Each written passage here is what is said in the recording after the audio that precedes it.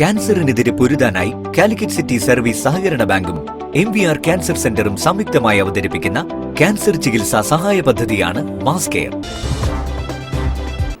വാർത്തകൾ തുടരുന്നു.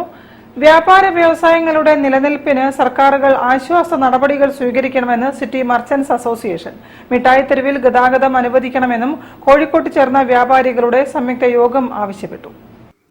GST നിയമത്തിലെ സങ്കീർണത, വൻകിട മാളുകൾ, ഓൺലൈൻ തെരുവ് വ്യാപാരങ്ങൾ, ആഘോഷ സ്കൂൾ സീസണുകളിലെ വിപണന മേളകൾ, ഗതാഗതക്കുരുക്ക്, പാർക്കിംഗ് സൗകര്യ ദൗർലഭ്യം, യാത്രാദുരിതം എന്നിവ കാരണം ചെറുകിട ഇടത്തരം വ്യാപാര വ്യവസായ സ്ഥാപനങ്ങൾ ഓരോന്നായി അടച്ചുപൂട്ടുകയാണെന്നും ഇതുമൂലം സ്വയം തൊഴിൽ കണ്ടെത്തിയ സ്ഥാപന ഉടമകളും ജീവനക്കാരും കയറ്റിറക്ക് തൊഴിലാളികളും തൊഴിൽ രഹിതരാവുകയാണെന്നും സിറ്റി മർച്ചന്റ്സ് അസോസിയേഷന്റെ നേതൃത്വത്തിൽ നടന്ന സംയുക്ത യോഗം വിലയിരുത്തി. ഇത്തരം പ്രതിസന്ധികൾ മറികടക്കാൻ കേന്ദ്ര സംസ്ഥാന സർക്കാരുകളിൽ ബന്ധപ്പെട്ട സംഘടനകൾ യോജിച്ച് സമ്മർദ്ദം ചെലുത്തണമെന്ന് രക്ഷാധികാരി CE ചാക്കുണ്ണി ആവശ്യപ്പെട്ടു.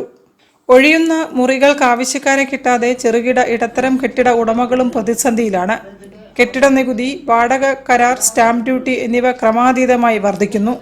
പ്രതിസന്ധിയിലായ വ്യാപാരികളെ സംരക്ഷിക്കാൻ കേന്ദ്ര സംസ്ഥാന സർക്കാരുകളും തദ്ദേശ സ്വയംഭരണ സ്ഥാപനങ്ങളും അടിയന്തര ആശ്വാസ നടപടികൾ സ്വീകരിക്കണമെന്നും സിറ്റി മർച്ചന്റ്സ് അസോസിയേഷന്റെയും പ്രത്യേക ക്ഷണിതാക്കളുടെയും സംയുക്ത യോഗം ബന്ധപ്പെട്ടവരോട് ആവശ്യപ്പെട്ടു.